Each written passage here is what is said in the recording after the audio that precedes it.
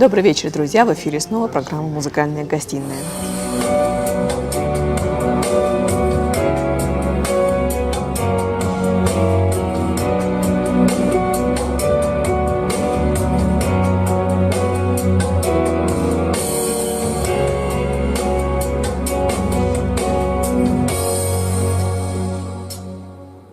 Ты когда-нибудь видел, как падает с неба звезда? Ты когда-нибудь думал о чистой и вечной любви? Ты кого-нибудь знал, кто ушел от тебя навсегда? Ты кого-нибудь ждал у незапертой двери шаги? Почему же тогда ты устал и не хочется жить? Почему же ты больше не рад, что как прежде в седле? У нас в гостях главный шансонье нашей республики Игорь Тасоев. Прошу жаловать. Добрый вечер. Хочу поздороваться со всеми телезрителями.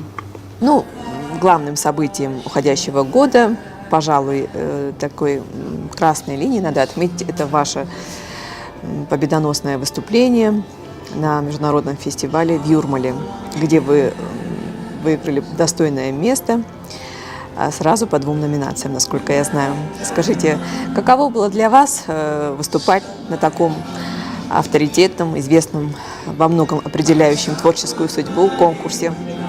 Август 2016 года. Но все начиналось, наверное, где-то в ноябре 2015 года, когда мне пришло приглашение, находясь в Москве, пришло приглашение с оргкомитета фестиваля Юрмала.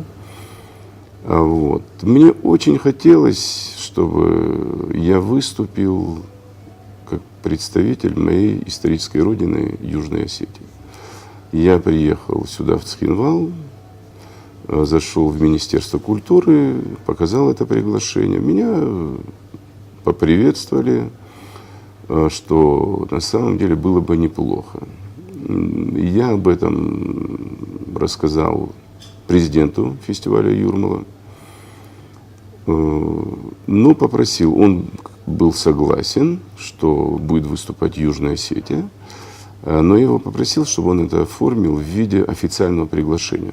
Пришло официальное приглашение на имя нашего президента Леонида Харитоновича. И после чего начались все организационные моменты, что было очень приятно. Естественно, мне хотелось, чтобы, выступая в Южной Осетии, была не только песня, но и что-то в виде картинки национальной. Я встретился с солистами, вернее, с солисткой госансамбля «Синг», заслуженной артисткой Южной Осетии Карачаево-Черкесии Олесей Хугаевой. Я ей рассказал про свое видение, как это должно быть и как это я вижу. Она очень удивилась, где шансон и где национальный ансамбль. Но после того, как мы с ней переговорили, она поняла мою идею, в чем она заключается. Я ей предоставил песню, которую мы покажем в Юрмале, и благополучно улетел в Москву. Прошло, наверное, где-то месяца 2-3. Я уже официально оформил заявку от Южной Осетии на участие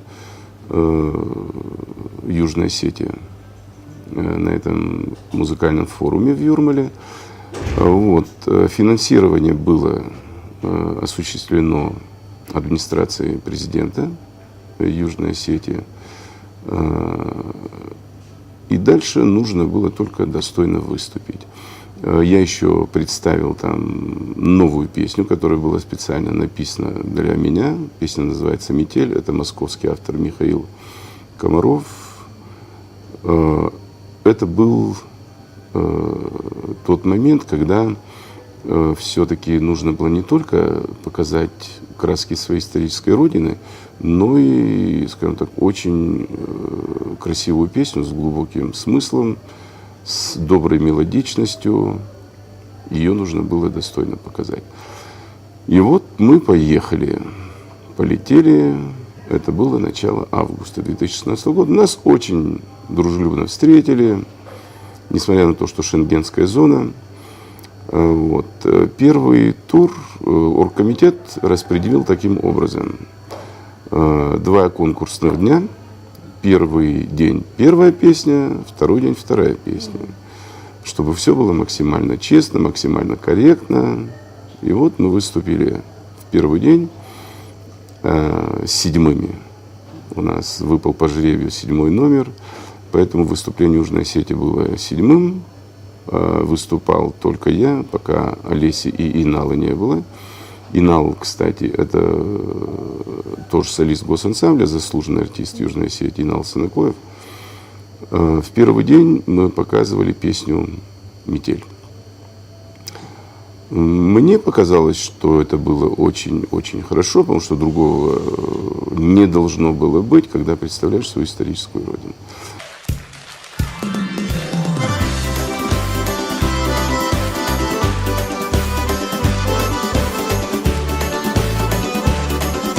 И потом можно крикнуть так: «Эй! Хоп!»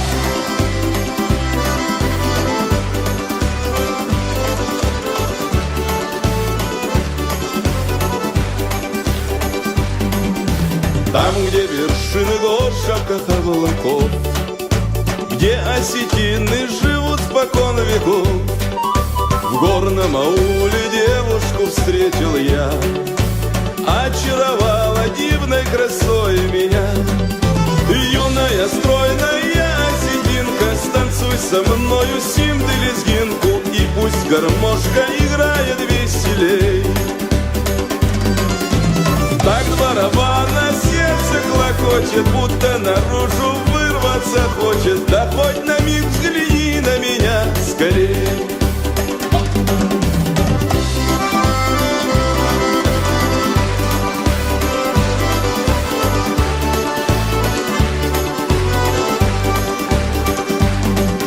Длинные косы спадают с плеч ее, черные очи сердце волнуют мое. Знаю, теперь навек потерял покой. Девушка гор, поговори со мной. Юная, стройная осетинка, станцуй со мною симды лезгинку, и пусть гармошка играет веселей. Так барабана сердце клокочет, будто наружу вырваться хочет. Да хоть на миг взгляни на меня скорей.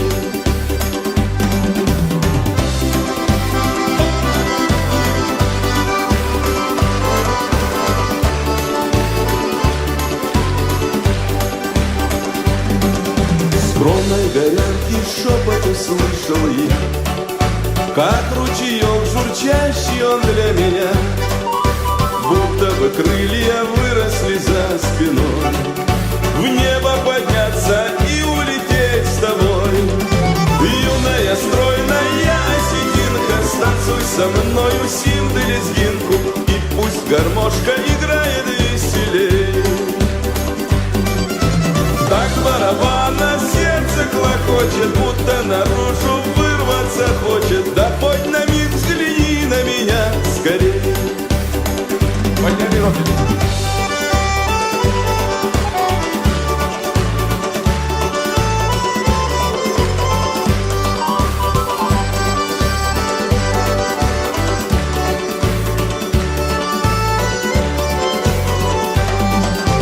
Юная, стройная осетинка, станцуй со мною симды лезгинку, и пусть гармошка играет веселей.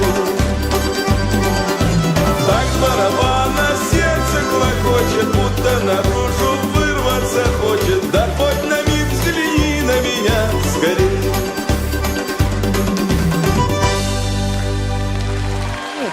Он мне, когда музыку дал, уже приличное время прошло, он уже знал, что мы точно поедем, потому что он уже переговоры вел, что мы должны обязательно поехать.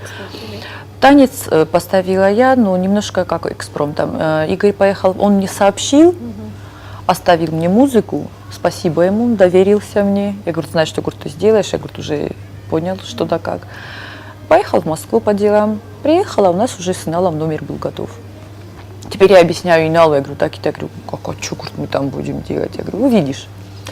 В общем, все у нас получилось. Мы еще Игоря заставили самого. Я говорю, тебе тоже надо будет пару движений сделать. Я говорю, как без этого? Я говорю, ну, в общем, все у нас в этом плане получилось, в творческом нормально, хорошо.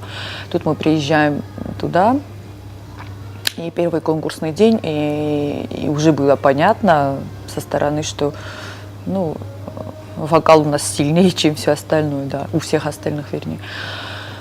Ну, когда Игорь сказал, откуда он, Южная Осетия, все остальное, у нас на второй день уже начались проблемы. А это мы еще не выступали, в смысле народный номер еще мы не выступали. Нам позвонили, там, почему вы выступаете в Европе, там, вы непризнанная республика тут. И вот тут Игорь сообразил сказать, что мы граждане Российской Федерации, вы не имеете права нам, мы родились в Южной Осетии, что это грех, что ли? Ну вот как-то так выкрутились мы с этого момента. Перед концертом у нас вдруг по какой-то причине все записи стираются с носителя, а у вас нету записи, пустая папка. Ну, благо у нас все было в запасе, мы уже научились, как с такими людьми работать. У нас все было продублировано. В общем, выступили мы отлично. После Остинки не то что гран-при, там они вообще не ожидали, что что-то такое может быть. Но они понимали, что с Игорем приехали какие-то там две. И что же они тут будут показывать? То ли балет они будут показывать. Ну, им же непонятно было. Ну, интерес, конечно же, был. И вдруг мы в национальном выступлении, они вообще все ходили за нами, сфотографируемся. В общем, все прошло очень достойно. Они были приятно. Да, очень приятно удивлены. Это было видно даже на записи, когда снимают зрительный зал, Игорь поет, и вдруг выплывает. Он еще нас представил как-то так с помпой. Ну, по лицам тоже было понятно, что им очень понравилось. И после выступления на Юрмале нам уже поступило предложение поехать в Германию, но нам сказали тогда уже прямо, что было очень приятно. Мы, говорит, хотим вас видеть на фестивале в Германии, тоже «Русская душа», но, говорит, не в качестве конкурсантов. Ну, Игорь как-то, а как? Мы, говорит, хотим вас видеть в качестве гостей, почетных гостей, как победителей на Юрмале. Ну, очень приятно. Теперь мы приезжаем. Так, на Юрмалу мы поехали. Спасибо большое Леониду Харитоновичу Тибилову. А тут я говорю, в Германию тоже надо поехать. Я говорю, как мы будем дальше делать? Ну, обратились туда же, конечно, естественно, кому же еще мы могли на тот момент обратиться. Ну, надо было через Министерство культуры в первую очередь, потому что уже представляешь не просто себя, а республику. Ну, вот так и поехали. В Германии мы их тоже удивили.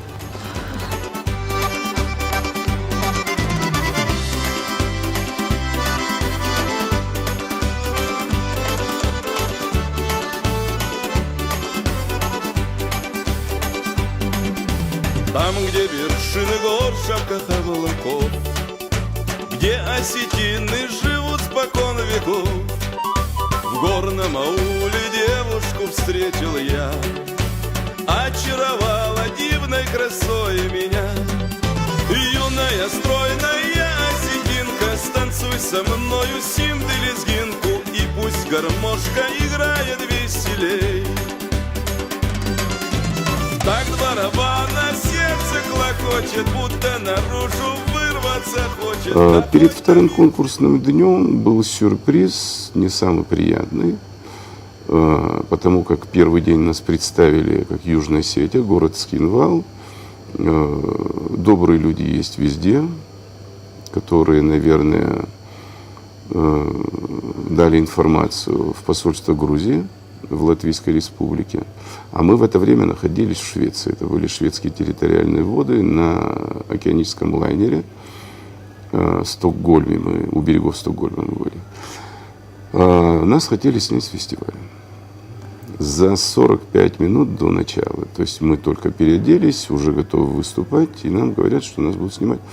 В принципе, никакого другого выхода не оставалось, как связаться с посольством Грузии. Представился некто атташе по культуре Давид. Он сказал, что Южной Осетии такой страны не существует, и вы находитесь в шенгенской зоне, поэтому либо фестиваль будет закрыт, либо вы снимаетесь. На что вполне корректно я ему объяснил, что мы пересекали границу как граждане России, то, что их смутила Южная Осетия, мне где-то даже было приятно, что и они узнали, и услышали, и многие в Европе услышали, что есть Южная Осетия. А дальше потихонечку, шажками и будут знать нашу родину. Вот. Но дальше был очень интересный вопрос, потому что в первый день Олеси и Нала не было. Но они почему-то знали о том, что со мной есть хореографическая группа. И мне задан был вопрос, а те, которые с вами из Цхинвала приехали? Ну, ответ был, в принципе, тот же самый, что они тоже граждане России, пересекали границу как граждане Российской Федерации. Соответственно, все вопросы отпали, потому что зацепиться больше было не за что.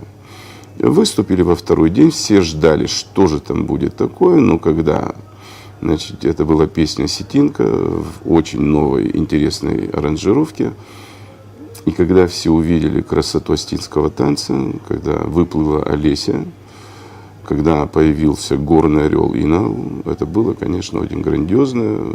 Все, можно так смело сказать, от удивления хлопали все 4 минуты этой песни. Это было очень... наверное, появилось.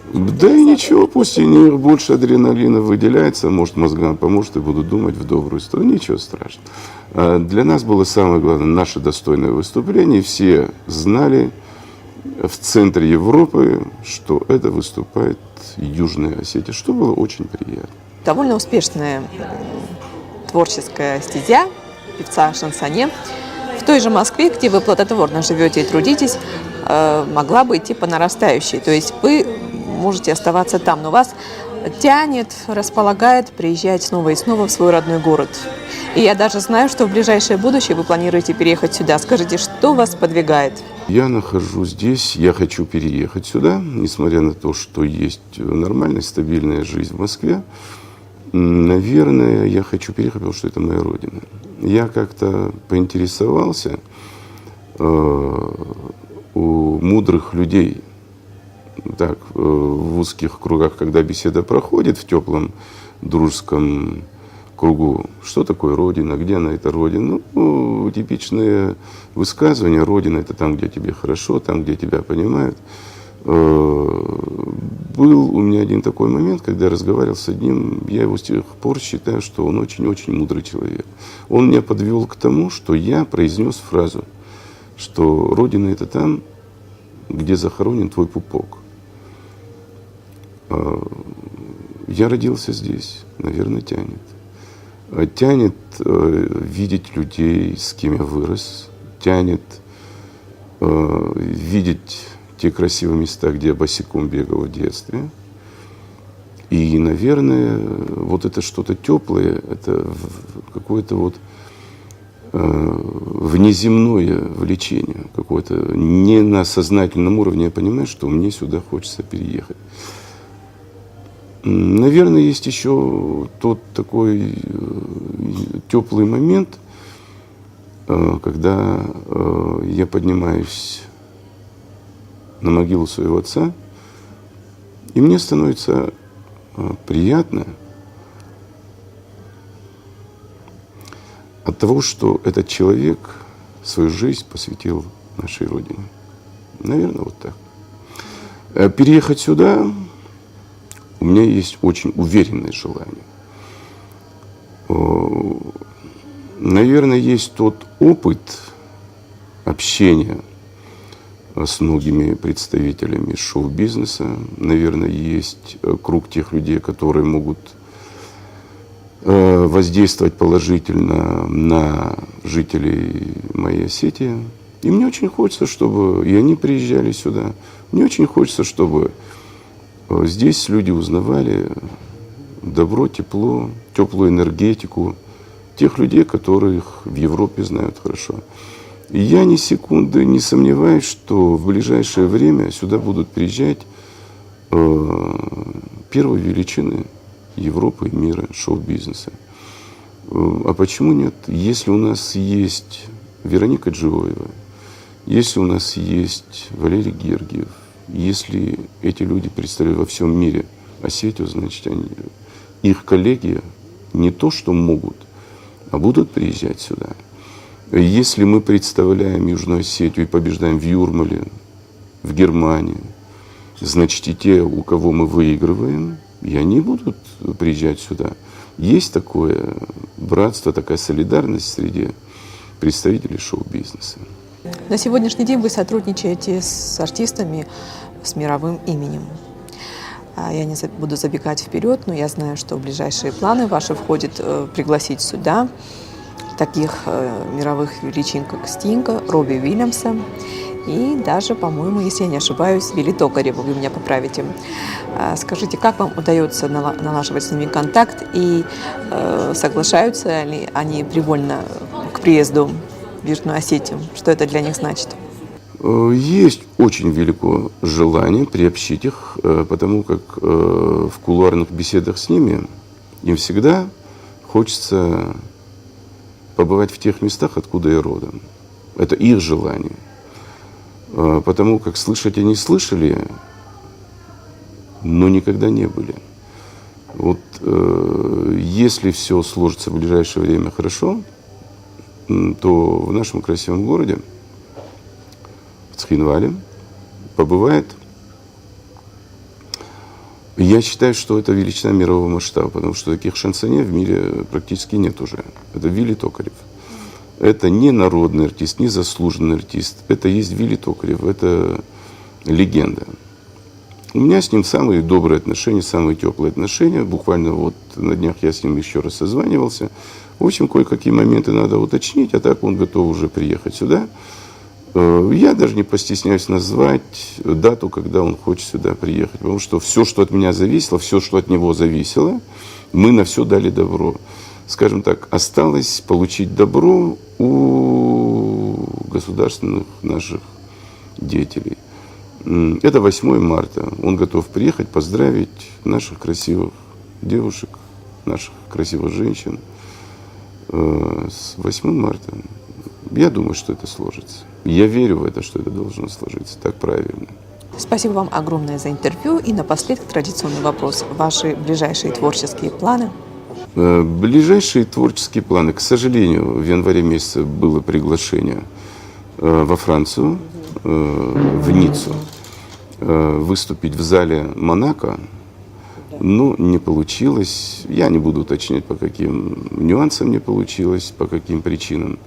Но нынче, значит, 7 апреля 2017 года, нынешнего года, в городе Твери по инициативе супруги, ну, теперь уже бывшей супруги великого российского шансонье Михаила Круга, Ирина Круг и Ольга, сестра Михаила Круга, проводят большой-большой гала-концерт. Это не фестиваль, это гала-концерт. И я получил именно от них приглашение, чтобы выступить на этом событии музыкальном.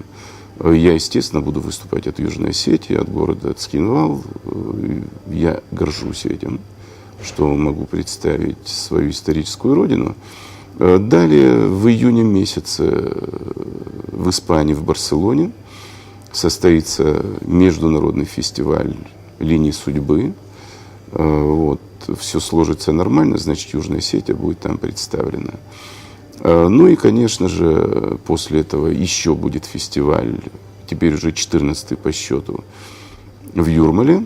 Но я там уже как конкурсант не имею права участвовать.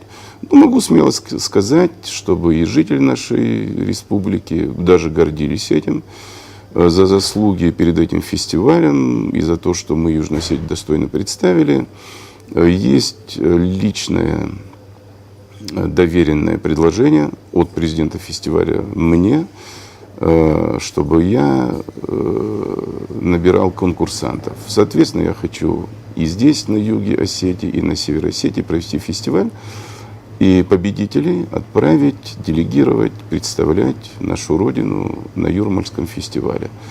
Я там буду выступать теперь уже как почетный гость, что очень отрадно. Поэтому я думаю, что мы подготовим какой-то очень интересный оригинальный номер, опять-таки с национальным колором, потому как мы нуждаемся в том, чтобы нас слышали в Европе и во всем мире.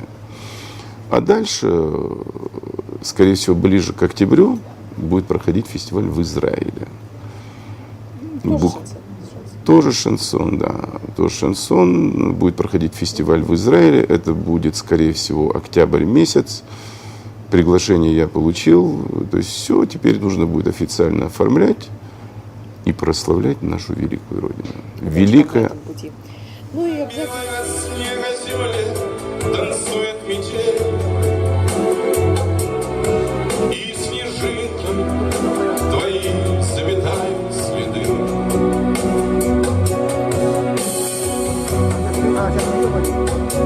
А ведь знал, что чем выше, намного сильнее ветра. Понимал по горам, тяжелее намного ходить. Все равно рвался вверх по дороге, теряя себя.